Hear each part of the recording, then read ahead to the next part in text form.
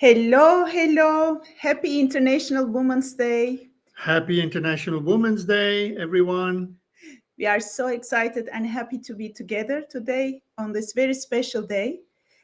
This is our second LinkedIn Live as RegenerateX.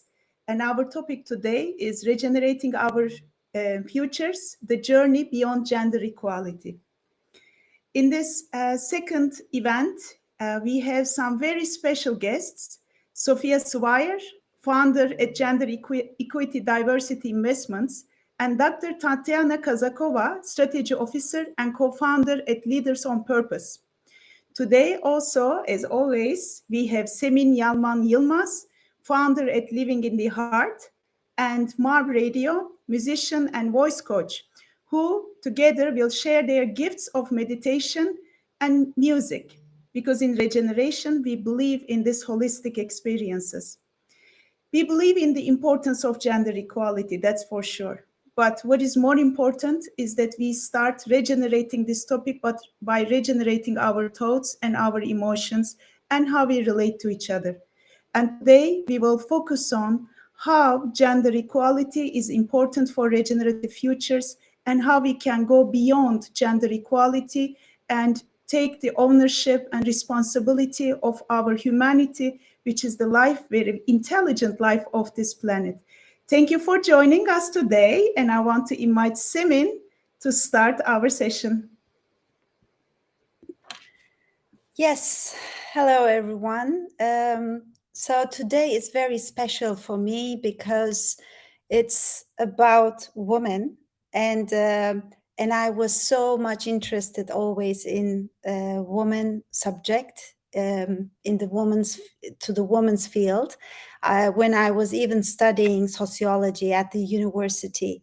So being in different business environments and creating different projects, after a while I started to go within. So, and this within, I connected first with my womanhood.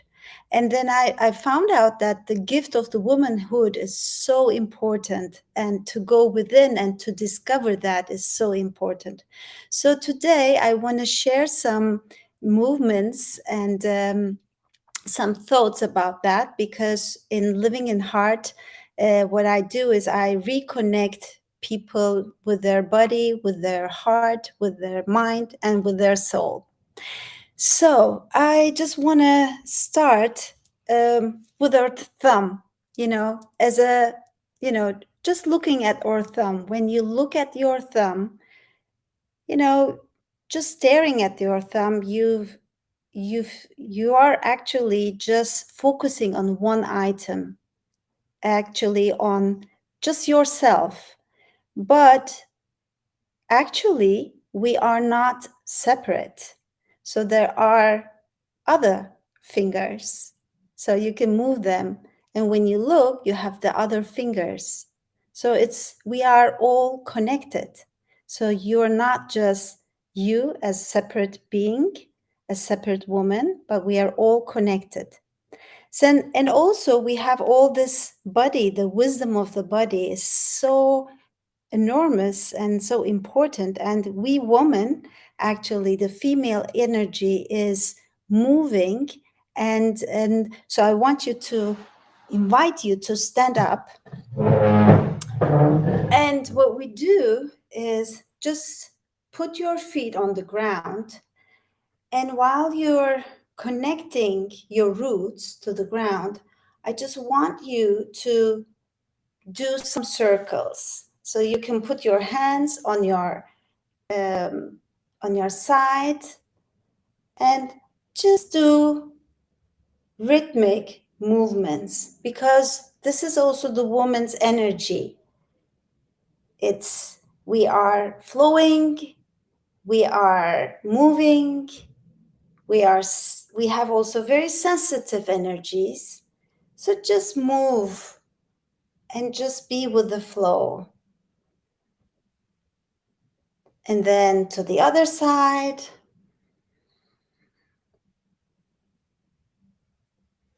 Yeah, just feel the flow. And also just shake a little bit and just see how the energy will change after a while, just moving. And when you stop, you might be feeling some sensations in your hands. And also maybe your breathing is also changing. And also, it's so important that, we have an arc line, and especially we women, there's one arc line from one earlobe to the other. Man has that too, but we women, we have a different one.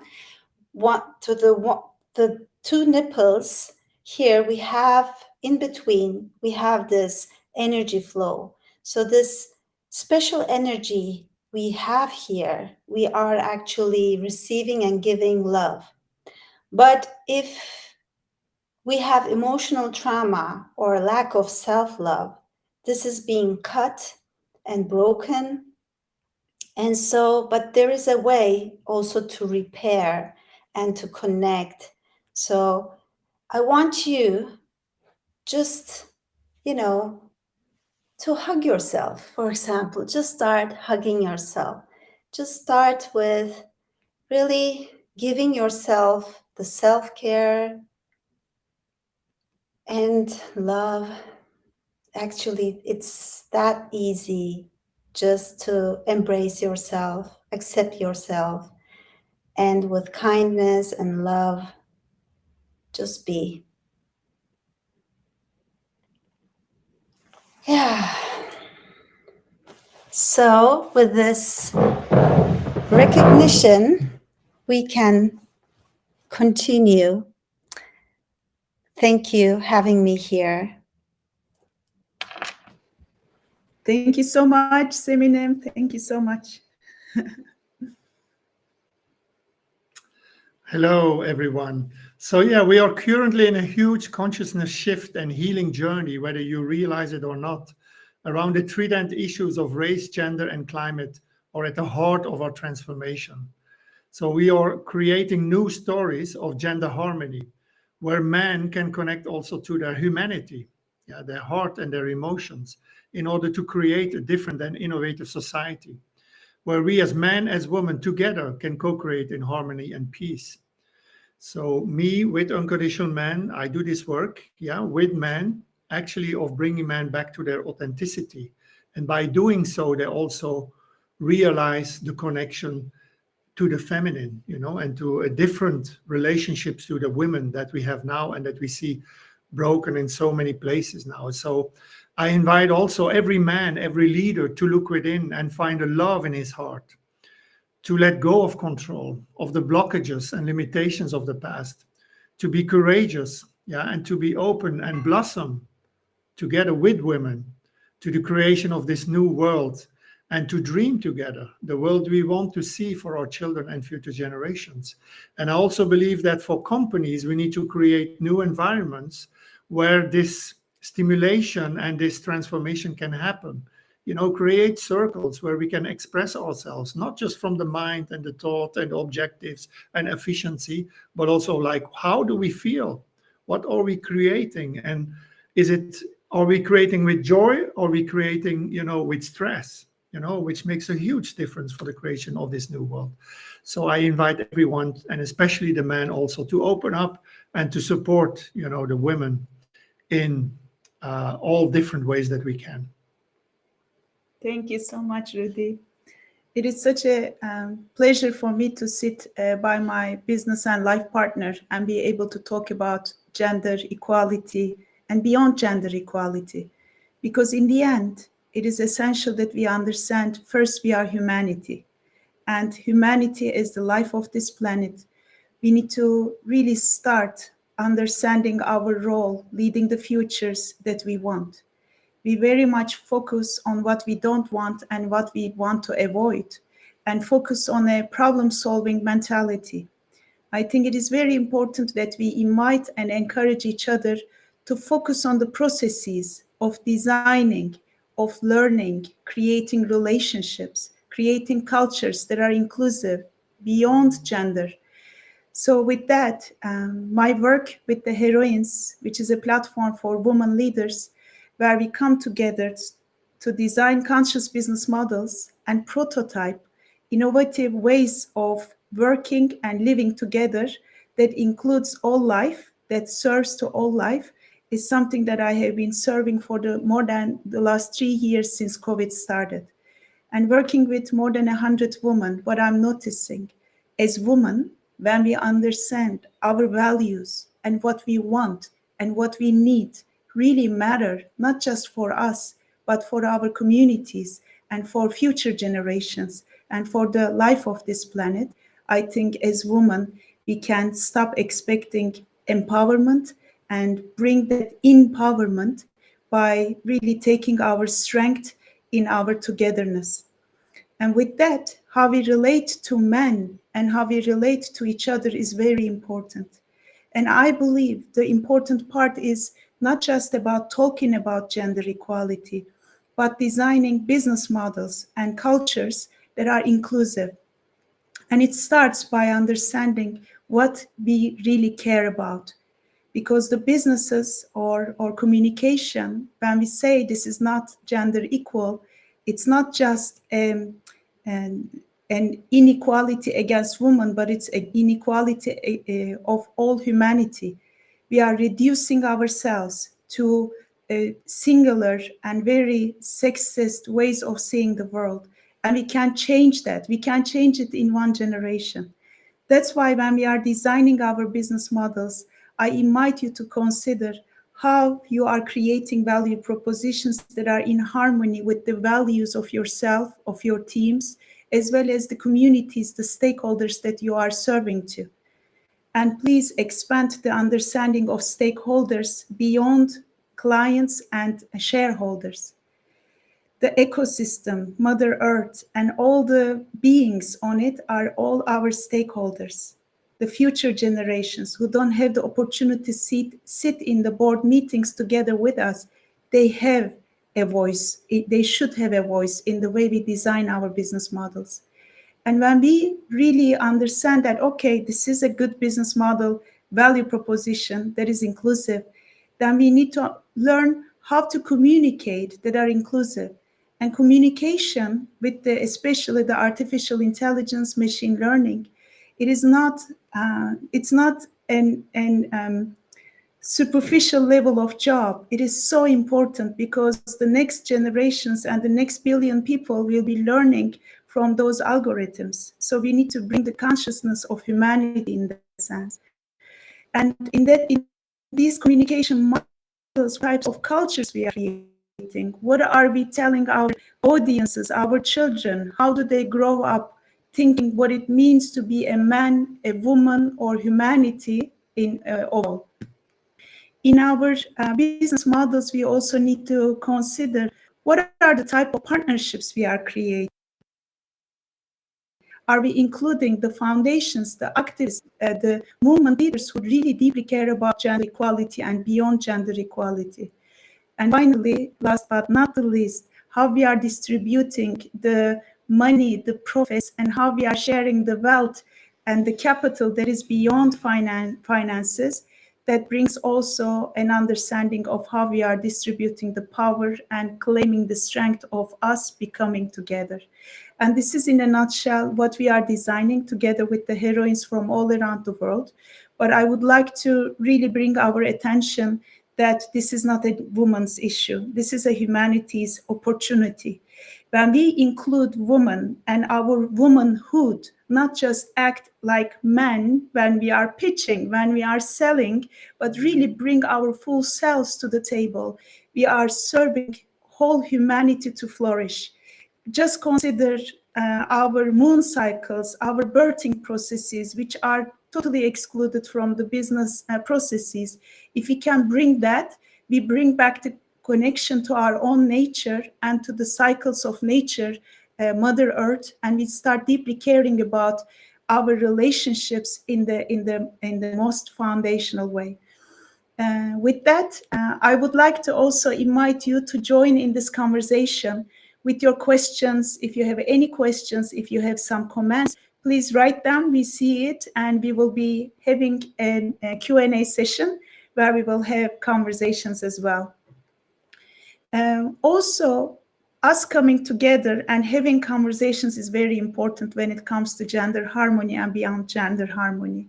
Because as Rudy said, we have been conditioned to act like something, and we know that it doesn't work anymore when it comes to gender roles or human leadership. In that sense, how can we bring compassion, like Semin was showing and guiding us, to feel it in our hearts and to allow each other to be seen and to be heard without punishment, is like an innovation lab of relationships.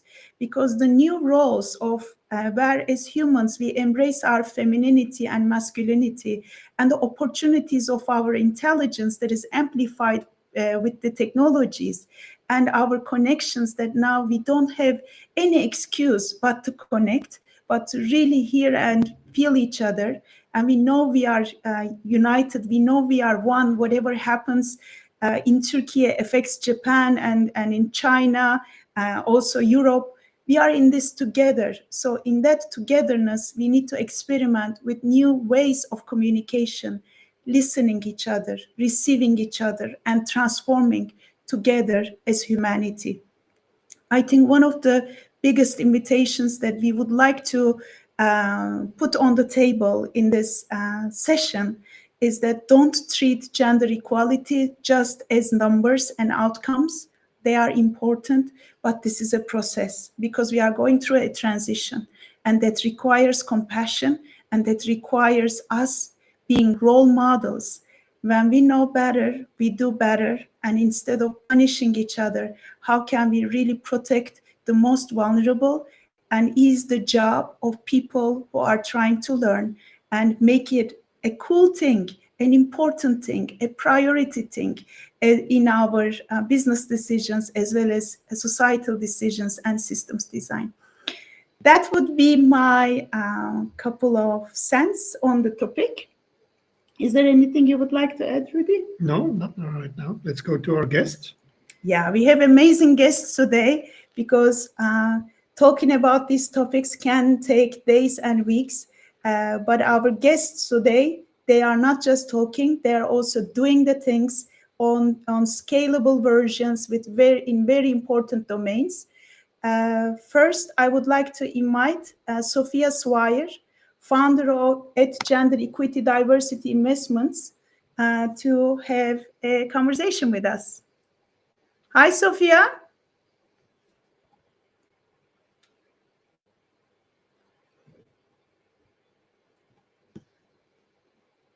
Yeah, we don't hear you.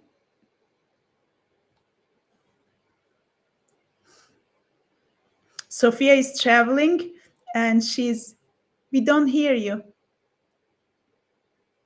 And she kindly accepted to also participate today to share her extensive journey with gender equality.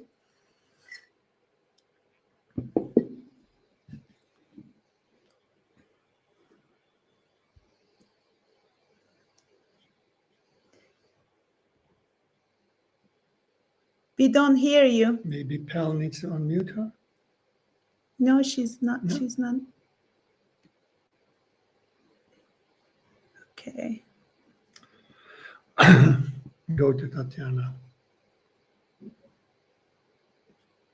Yeah, we can also do that. Unmute me, please, she says so. We didn't mute you. You can speak now? No, you are unmuted, but we don't hear you somehow. Maybe cut your Bluetooth if there's any headphones involved. Interesting.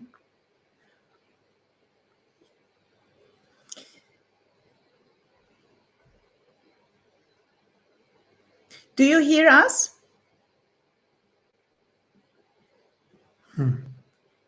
The beauties of technology and the challenges of it. Okay, so maybe while Sophia is connecting, would you like to talk?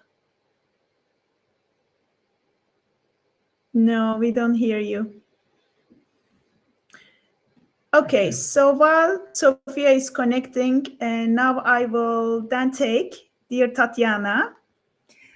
Hi, Tatiana. Welcome. So Tatiana is our Hi. dear friend. In Ibiza. We are neighbors, distant neighbors, but she's also the strategy officer and founder at Leaders on Purpose. Today, we invited her to talk from a regenerative perspective about what she and Leaders on Purpose envisions for the future of our humanity, as well as share with us some inspirational and concrete case studies. What are the practices these beautiful leaders who are on a mission, who are with purpose, are applying to make those futures a reality for all of us? Thank you, Tatiana, for joining. The stage is yours. Thank you so much. Thank you both, Canay and Rudy, and the whole team here, and for including me in such a significant and important conversation that cannot happen often enough, as we know. And it's my absolute delight to share with you here today my story and the story of Leaders on Purpose, and to the point that Canay mentioned, what we believe at Leaders on Purpose can enable a transition to a more sustainable and thriving future for all. Maybe just a little bit of background about myself and Leaders on Purpose. I'm, as Canay mentioned, I'm the co-founder and chief strategy officer of Leaders on Purpose. And my background, as a woman, I've studied mathematics and I did my PhD in strategy. So I was a corporate strategy consultant. So my life was very deeply, of course, always at the edges of the question of female empowerment and inequality in own experiences. And I will never forget how very, very early in my PhD career, I had a deep conversation with a famous professor from the London School of Economics. And she would sit with me together because we've discussed my proposal for the thesis that was in the business context. And then she said to me that I do have a lot of male traits. And I would answer to her, well, what if these are not male traits? What if these traits are Tatiana traits, right? Across the board. What if Tatiana, me, I have a diversity of traits? And so instead of categorizing that, I said, I would rather appreciate that we can see each other in a more diverse fashion. And I think this is very key to the conversation here today, to the journey beyond gender equality, and also applied to organizational settings, business settings, and economical settings. Fast forward with Leaders on Purpose, how we started out is that my amazing co-founder and CEO, Krista, had a project at Harvard. And at Harvard University, it was right at the time when the Harvard Business Review looked and defined what are the best 100 CEOs of the world. And the ranking radically shifted in 2015 because they've included also social governance and environmental metrics. And so what we did as a team, as a research team, we went out to understand first, who are these leaders that are suddenly at the top of the list? Of course, mainly male. However, what is it what they're doing that seems to be successful, driving the business forward with a very high performance, and at the same time fostering a culture of true belonging and true purpose-drivenness? We focus on this research ever since. We bring leaders together around themes that go into a bit more systemic layers of how do we want to create a truly better economy? What does such an economy look like? And how can we design a systems transformation through research, through coming together as leaders and learning new practices, and also applying them in very real world cases into business models, into the design of new markets that actually then deliver upon the promise at scale in the most sensible way. And I think this is the time that we are in. There's so much urgency of the delivery of scale of solutions that work for everyone. And across the board at Leaders on Purpose, we see a lot of examples and a huge variety of how these issues are being tackled. And something that you've mentioned, Canay, I love to build on that. you said, well, it's not only the relationship between gender, it's the relationship to diversity, it's the relationship to our human self and also to our planet. And in fact, as soon as we embrace this kind of thinking that is, of course, so sensible that we live and empower diversity, we create an innovation lab of relationships. I found this was very brilliant, what you've put out there. Because across the board, what we see in our research, and I'm just trying to get there very pragmatically into this, and in the practices of these purpose-driven multinationals, this is exactly the way how they work on empowering their organization, empowering a shift to beyond gender equality, more diversity, and to integrate this diverse mindset and the diverse heart set into leadership practices, into business models, and also to the relationship to understand what kind of solutions and innovations are actually necessary in the markets so that we can transition to a better economy and that business can still sustain the license to operate, being the biggest actor in the world right now. That is the most trusted one by the Edelman Trust Barometer, and the one where society really looks up to fulfill all the global commitments that they've shared over the last couple of years. And I'm sure that Sophia will speak about the investor's perspective in this context too. So what does, from the Leaders on Purpose perspective, a better economy? How does a better economy look like? We call it the Purpose First economy. We came out 2.5 years ago with a global leadership letter where over 20 multinational CEOs and executive directors of multilaterals came together to advocate for policy recommendations that can accelerate a global shift towards a more systemic view on how to create new and a better economy. Part of that is, of course, the significance of fostering a culture of innovation, fostering a culture of diversity, truly embracing in a most equitable way everyone. But what does this mean, and what does this mean applied? And here we have a couple of great examples, and also I think mindsets that are very, very significant to work through. First, what does equitable mean? Equitable doesn't necessarily mean that everyone wants the equal thing. It does mean that everyone should have the ability to start and do based on their interest and have all the same pathways to opportunities, so that a person can then decide in their own, and in his own manner how to embark upon the journey to drive purpose through their work and to the communities, to the organizations, to their family, into the world, and being recognized for that. And this, of course, will then lead, of course, to diverse outcomes and a diverse ability in the culture and the leadership design of organizations in a different, diverse way, how problems are being tackled in the organization, problems of today, but also at the same time, a very diverse mind and heart set around what a thriving future can actually look like. Because we know when we have a vision that goes beyond the problem, but is actually about creation and creating value and creating markets, creating solutions where we believe they can be adopted very fast. And then we are actually really creating a movement of the private sector to be able then to foster more and more change, long-term, midterm, and short-term.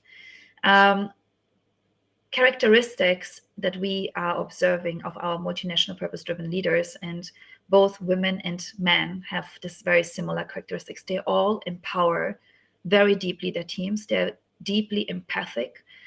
They share deeply the things that they are learning. They share the vulnerabilities of the things they don't know, and they don't find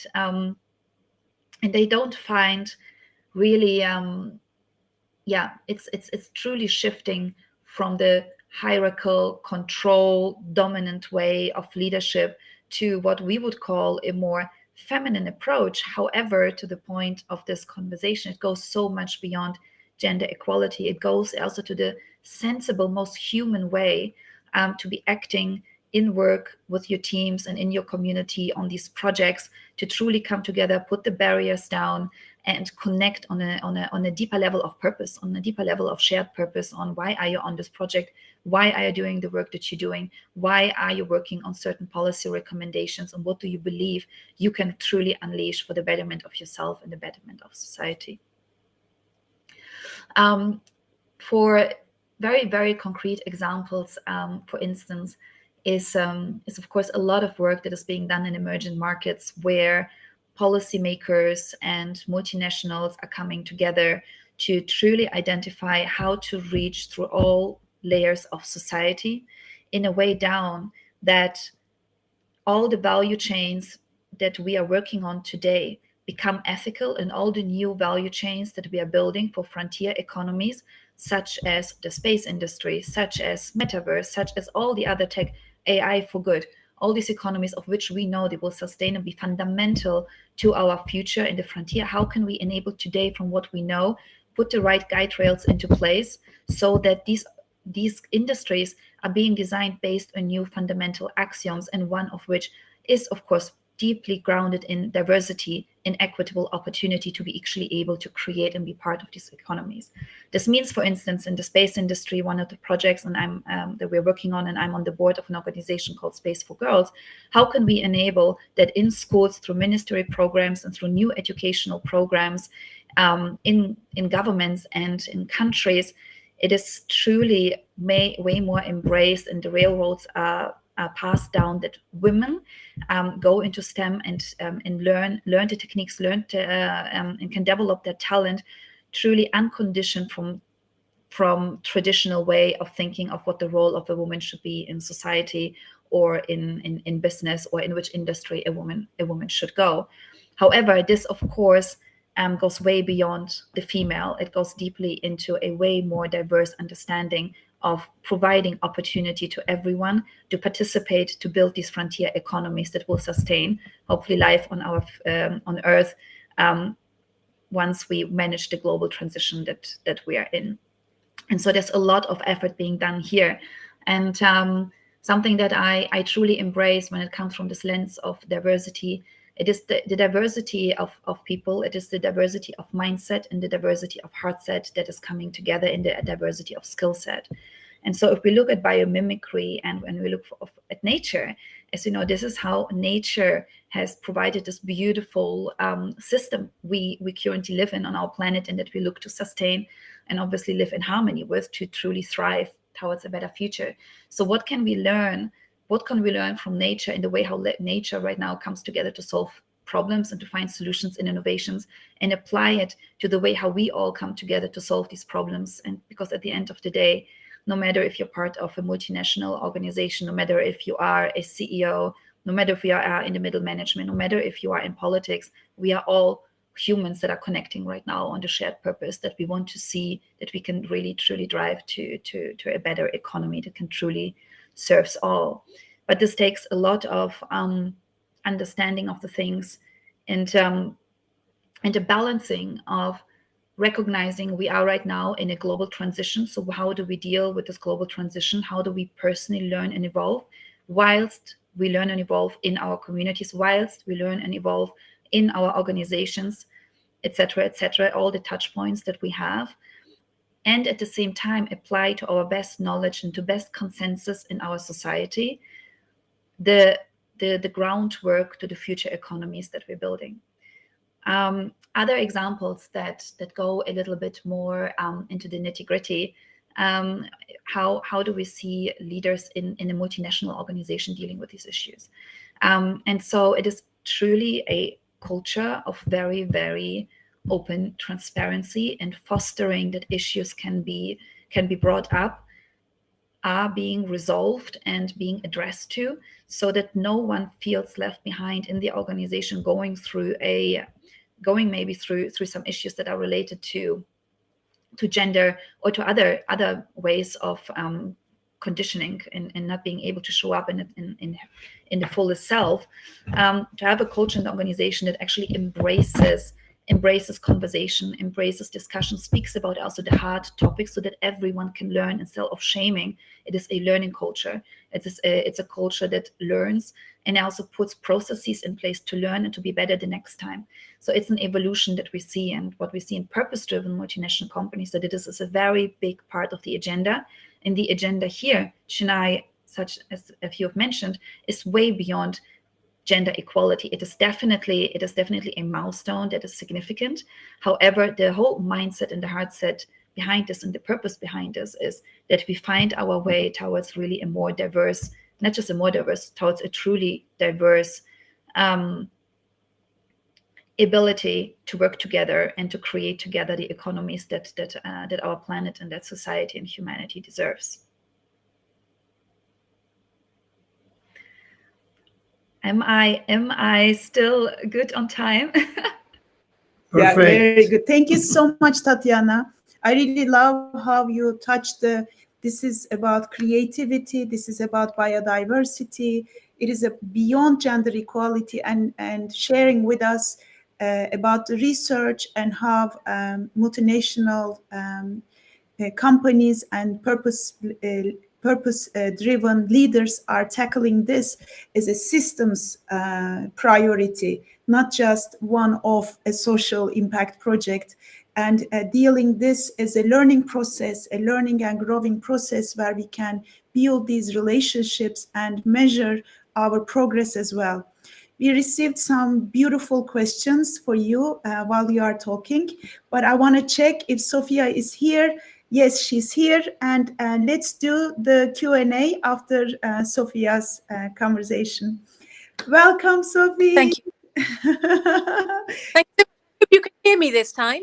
Yes. Hello. Welcome.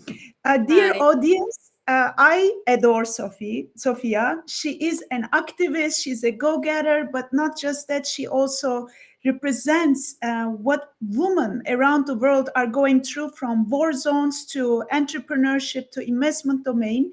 And the way she does it so selflessly for decades now has been one of my inspirations, also building and designing the Heroines. Sophia, welcome. I'm so happy to have you here. And Thank you. You have your co-founder with you. Yes, I have one of our co-founders. I want to introduce you, if I go in the right direction. There she is. Her name is Whitney. And I'd love her to be a part of this call too, because she's fabulous. And this is something that we're going to be doing together along with another group of amazing women. Of course, we can't all squeeze into this tiny screen, but she's next gen. And my whole life is about empowering talented, ambitious young women. And Whitney is going to be a part of our team and very important to all of this. So it's my great pleasure to introduce you to Whitney as well. Nice to meet everyone on the call. I can do a quick summary on my.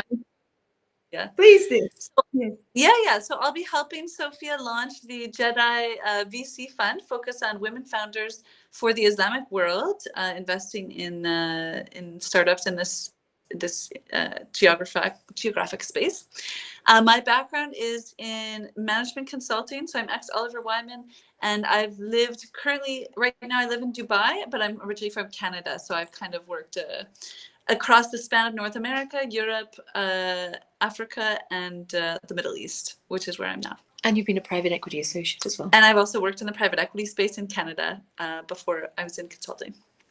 What a beautiful, hopeful expansion of your mission, Sophia. Very nice to meet you. I think the inclusion of younger generations to lead the path, also to bring that creativity, that inspiration, and celebrating what is supposed to be instead of always measuring with regressive points is very important. And thank you for representing that. I have some questions for you both, if you would like to answer. So first of all, you are doing on so many levels the championing gender equality. My question is, from prevention of crisis to intervention or to emergency situations and even armed conflict, and also taking consideration of how we can create systems for regenerations when women are affected, communities are affected, economies are affected. Where do you see the most important priority that we should be focusing our attention and our collective power to tackle gender equality and go beyond it, especially with given the fact that we are always falling behind? Okay, so can you hear me clearly? Is it a good connection? Yes, we do. So I think that I think what we've seen since the break of the Me Too movement is an extraordinary rise in female and feminine power globally. and an awareness and a shining of the light on the continuing disparity between, you know, the gap between talent and opportunity, specifically between the genders. And so at least the light is now being thrown on this, whether it's access to the corridors of power if you're an aspiring politician, or wanting to join a board of a major company, or even, you know, if you have a startup and you're trying to get it funded. So we've seen how in the last couple of years, how the total amount of venture capital funding globally has dropped from, I think it's 2.9% down to 1.9%. And in the region here, it's actually 1.3%, even worse. So as far as I'm concerned, as somebody who's been a practitioner of philanthropy, of the sort of NGO approach to transformation, and also almost like an activist investor, I passionately believe that if the world is to be, you know, made sustainable for humanity and other forms of sentient beings on the planet, we need to tap into the private sector and the technological transformations that are being driven by AI and quantum and you know, basically, we can't afford to allow all of this to be designed and delivered by men. We love men, we love them. But at the moment, the voice of AI and you know, technology is, to a large extent, is being designed by white boys, you know, between the age of 18 and 28, based in Austin, Texas, or Silicon Valley. So I think we need more women in STEM subjects. We need to see more women coming through and starting up tech businesses and tech-enabled businesses. And the voice of the feminine, the female, needs to be in AI. And for me, what that means is that probably the most powerful thing we can do is to invest capital, because female founders globally have never been short of mentors. We've always had men sort of encouraging us from the sidelines and so on. But where it matters is getting funding. You know, you can't grow a business on coaching and mentoring. You need capital. So I would say, for me, the most transformational thing that we could have is access to more capital and access to a global network, such as the kind of networks that Tatiana and yourself are building and that we have here at Jedi. Because, you know, capital is vitally important, but so is the Old Boys Network, which has powered great success for men over the generations. We need the Girls Network too, to support the growth of female-led businesses. Does that answer your question? This is wonderful. Thank you, Sophia. And while we are on it, I want to ask you, we need capital. Also, we need more women making these decisions. And you are, I love that you are an activist also in these fields. In your work, what type of investors you are inviting to your to your pool? And is there any way that you are also guiding these investors to be more conscious, to be more informed about these topics? Yes, absolutely. So because we now have a focus on the Middle East, we are speaking to local sovereign wealth funds. We're speaking to the development finance institutions, such as the European Bank of Reconstruction and Development, such as the International Finance Corporation, the European Investment Fund, British International Investment, and so on and so forth. So I've been advocating for a gender lens in these great behemoths now for some time. And until now, they don't have a gender lens, believe it or not. Even though it's one of the things that could most affect sustainable change, these great institutions, for the most part, don't have a very strong gender lens. I think that IFC is changing that. They've just announced a fund which they're planning to, I think, $200 or $300 million, planning to invest in early stage female businesses. And I think it's in the Middle East or South Asia, which is great. But I believe, of course, that they should be channeling some of that funding via female venture capitalists, because part of the problem is systemic. I think less than 10% of decision makers at venture capital funds globally are women, and only 2.4% are founding managing partners. And those people generally have a disproportionate say in where the funds are deployed. And female investors are twice as likely to invest in other women. So I would say that one of the most powerful things you could do is actually deploy capital through capable, experienced female fund managers and female investors, because I think you're going to get more bang for your buck, so to speak. And so I have been advocating for that for some time. But you know, these governments, they move at the pace of the Titanic. So slowly. Thank you so much, dear Sophia. This is very beautiful, very interesting. I'm also Turkish. I had companies in the Middle East region, so I know how essential what you are doing there. We have some questions for you. Katie Brooks is asking, are they solely investing in Middle East or elsewhere? And if you are only investing in Middle East, is this encouraging or creating other investors in other areas? Great question. So we are investing in Middle East, North Africa, but also in Pakistan, India, and Turkey. So we're focusing on that region just because we think there's a lot of talent and even less capital there. So we think the opportunity is greater.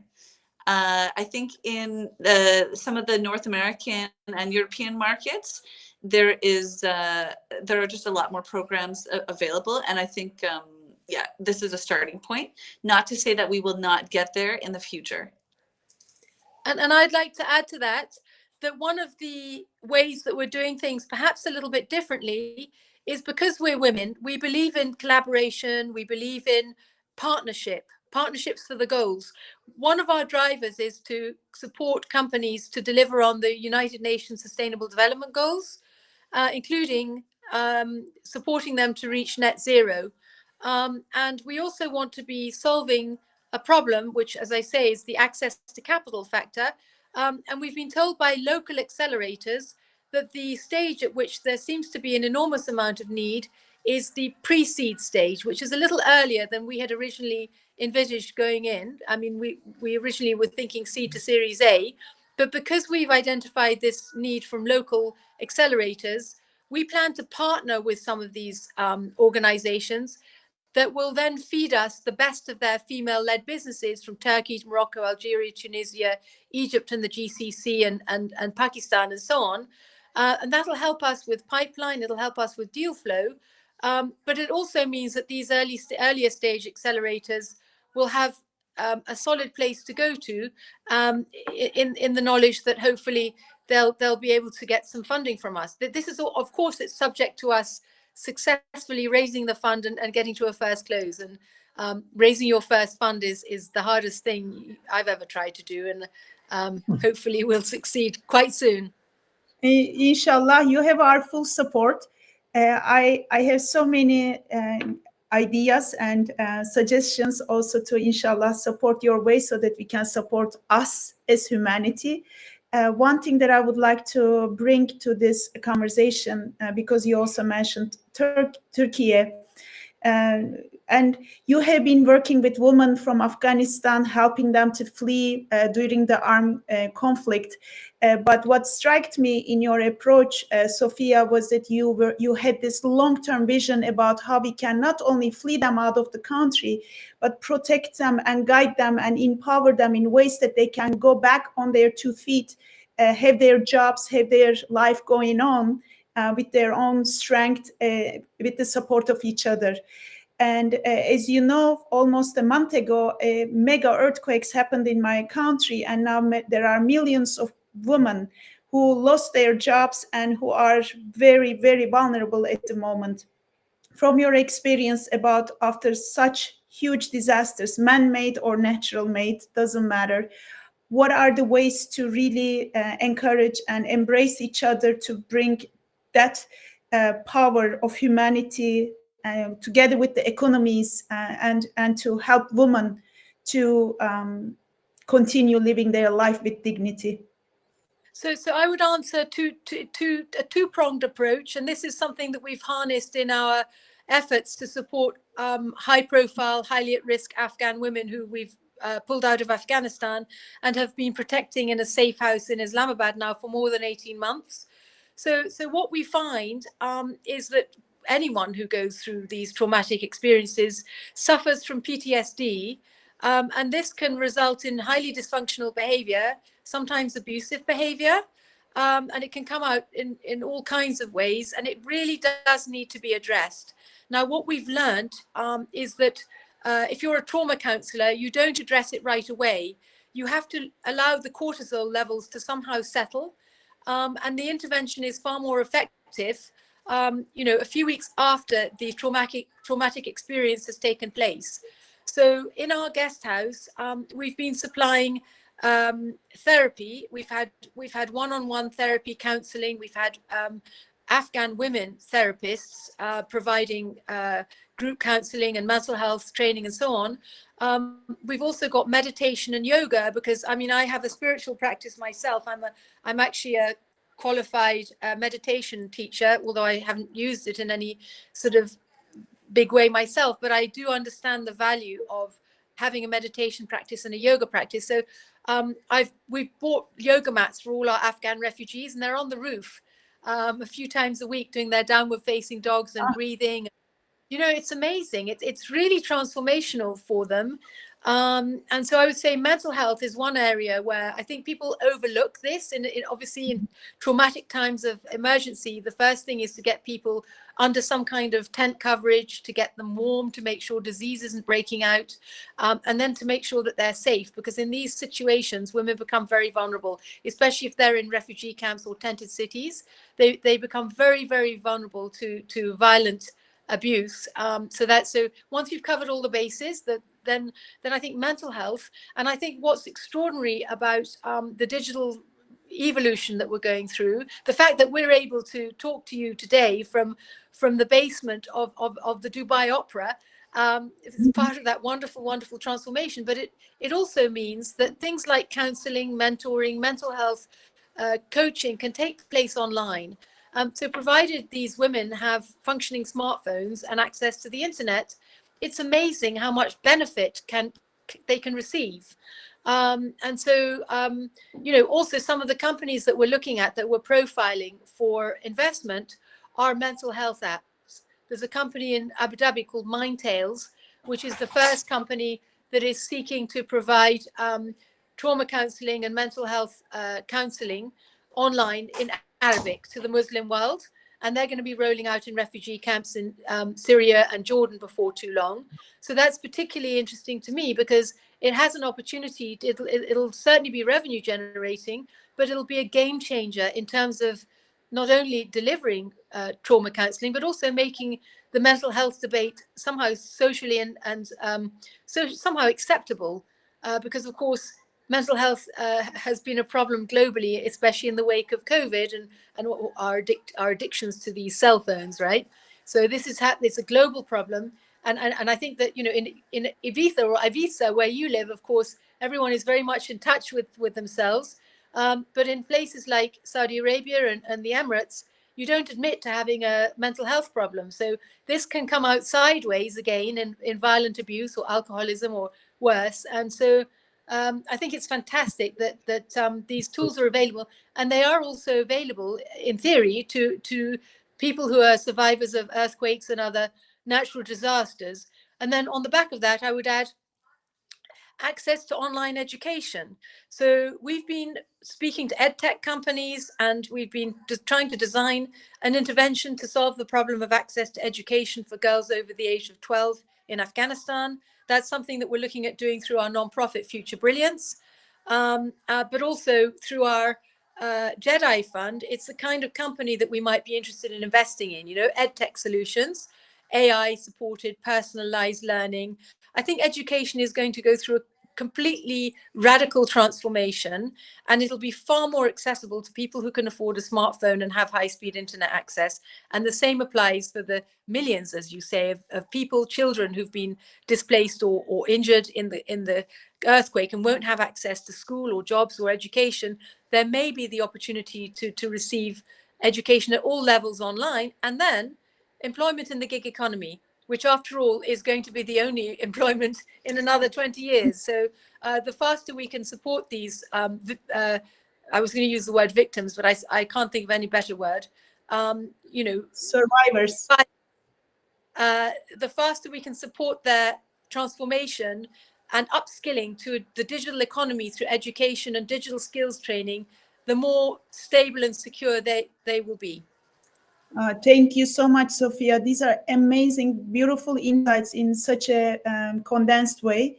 It might sound to some people, yeah, this is Saudi Arabia, this is Turkey, but according to World Bank, by 2050, more than 200 million people will be migrating within their own countries and pushing up to 130 million people into poverty.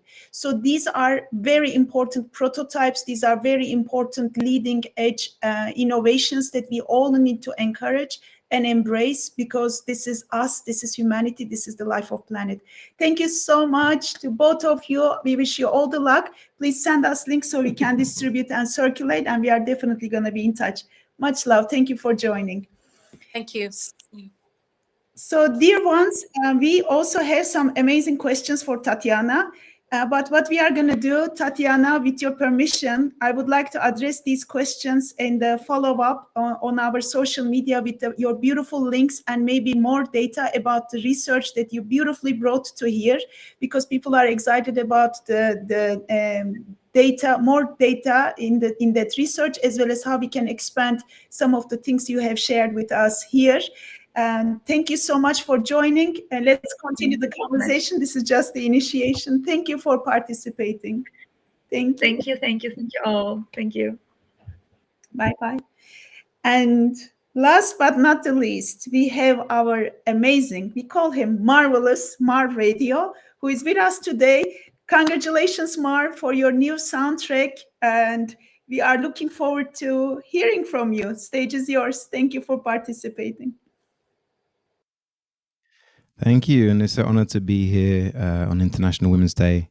I've learned most of my things that I've learned in life are from the feminine principle, either from my mother, my lovers, my teachers, and also from the feminine principle. So today I'm going to lead a short meditation using a vocal track that I've been preparing in the background, all from my voice, to help us to find the gender harmony, because as we are speaking of gender harmony and gender equality, we really look for the balance between the two.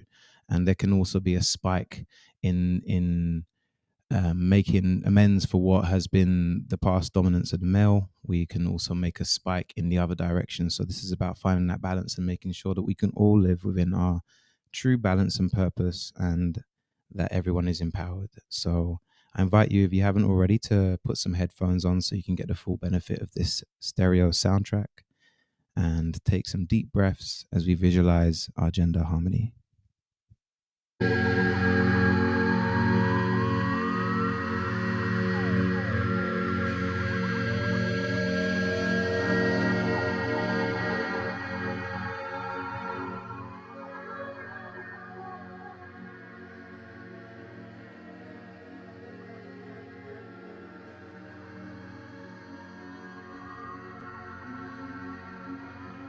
And as we take these conscious and aware breaths,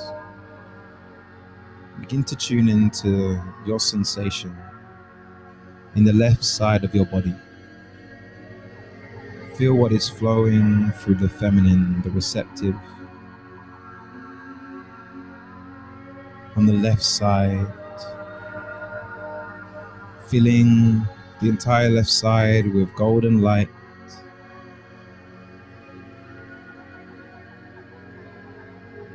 of empowerment, of creativity, freedom, flow, intuition, and wisdom.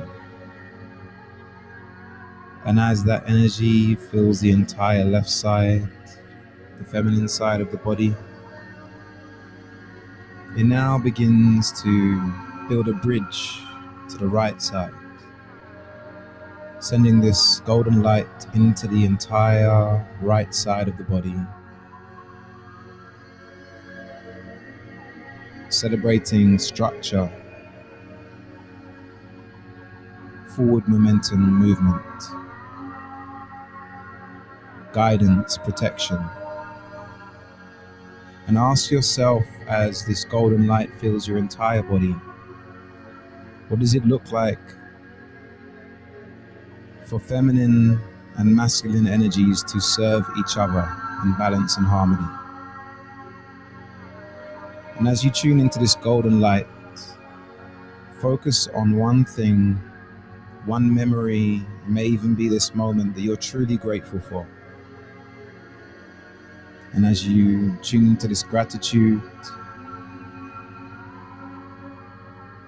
you start to witness on a great cinema screen in front of you a movie playing of this planet in the new Earth reality, receiving inspiration from the feminine principle, female leadership and empowerment alongside male leadership and empowerment in balance, in complete service to both sides. And focus on the next generation, the children being born today, the young adults that are now coming into their power. As you see this screen showing you the world that they can experience through honoring the feminine principle,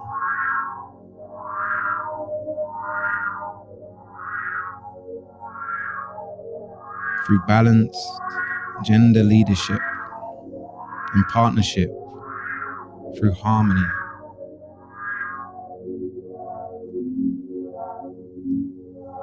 And as we see on this screen, this new Earth forming, how will it change the structure of the world? How will the buildings change? How will nature be represented in our world? How will ingenuity take shape?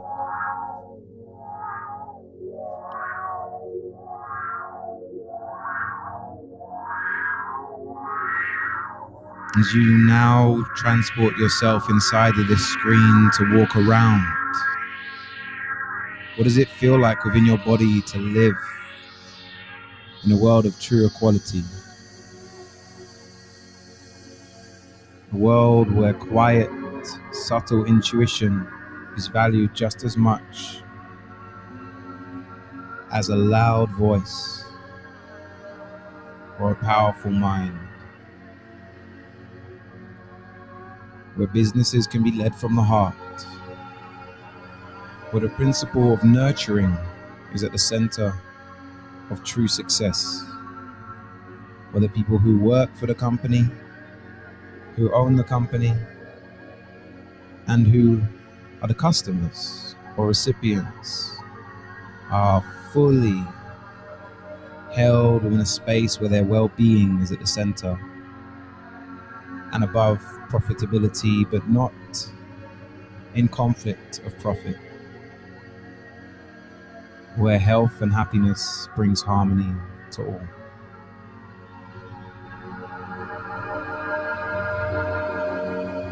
And as we begin to tune in to this reality, accepting it as a reality and not a dream, we can start to think of some of the steps that we can begin to take. Maybe something you've heard in this call, maybe something you've thought or something you've never experienced before, to really embody this harmony and balance. And as you allow that to fill your body with this joy, with this regenerative energy, and just take a moment to send this energy that we feel, this empowerment, this love, this joy and light, to the women in our lives that inspire us, that hold us, that show us that there is a different way to do things.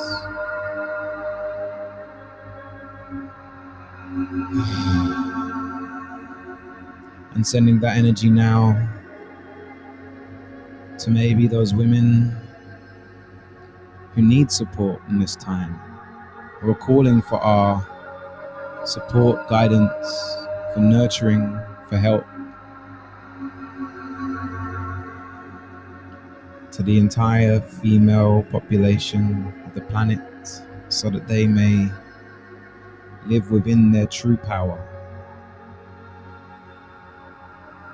and extending that light to all the men, in particular the men who need to be healed, so they can show up in service, in truth, and in balance, to the men that inspire us, and to the men that are the most hurt of all, who are causing more damage because they are hurt, praying for their full recovery so that they can be complete beings in harmony with their left and their right, their feminine and their masculine.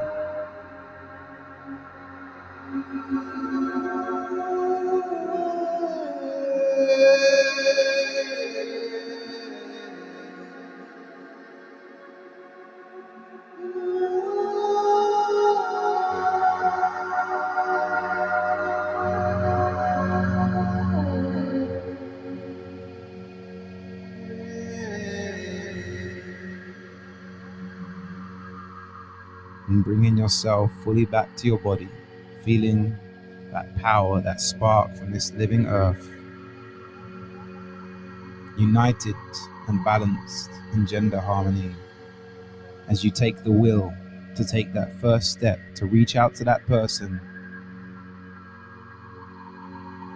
or start that project or share and spread the word about something that will bring that change.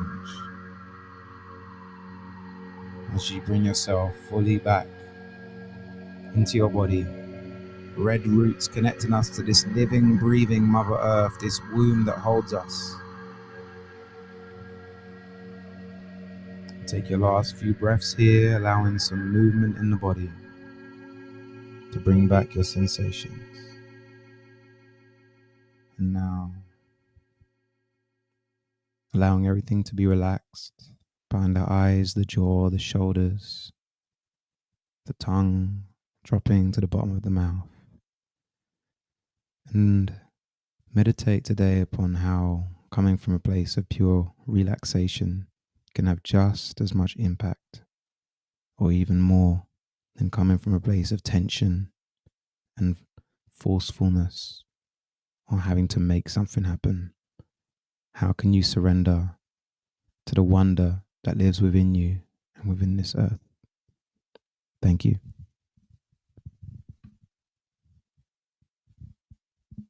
Oh, thank you, Marv. This was amazing. Thank you so much. Thank you, Marv. Beautiful as always. So I'm going to close and just inform you also that many of the people here present will also be present at our next Heart Masters event, where actually we bring men and women together, and work around, gender harmony. So we do basically 3.5 days. We work separately. Yeah, the men do their work, women do their work, and then we come together and we co-create in a regenerative way. And we invite, many beautiful guests, also Mastrin, who is our wisdom teacher from Turkey. We have Daniel Christian Wall there, people like Daniel Pinchback. We have the co-founders of Haifa there, and many other people, including Marv Radio, as doing opening and closing meditations and beautiful voice activations. So for anyone who's interested, it's in Ibiza from May 27th till the 31st, with 2 optional days also to go more into regenerative thinking and ceremonial spaces. So that's what we do. All the info is on RegenerateX.co. And thank you, Semin Jim, for coming and bringing your heart-led leadership and compassion to our container.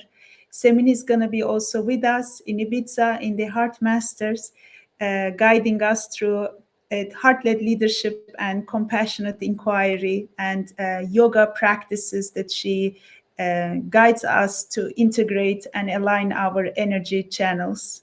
Thank you so much for coming, Semin. Thank you. And thank you, Pelin, for the whole production in the background. Yes, There thank she you is. so much. Thank you. I want to also announce one very important thing, and that is with the Heroines. Now we are inviting with a special scholarship all the survivors of armed conflict, disasters, earthquakes around the world, but mainly the countries Turkey, Iran, Afghanistan, Syria, and Ukraine. Women, if you have the chance, if you want to be a part of a container designing inclusive solutions, starting with taking care of yourself and designing conscious businesses, projects to serve to communities like yourself, to women like yourself, you are invited. During the month of March, we are receiving applications in the heroines.co. You can also reach out to me and through our social media channels. We want to give special scholarships so that we can design and co-create solutions that are regenerative. Thank you so much for listening to us. I think one clear thing is that next time we should do it 1.5 hours. Thank you so much. Happy International Women's Day. Bye-bye.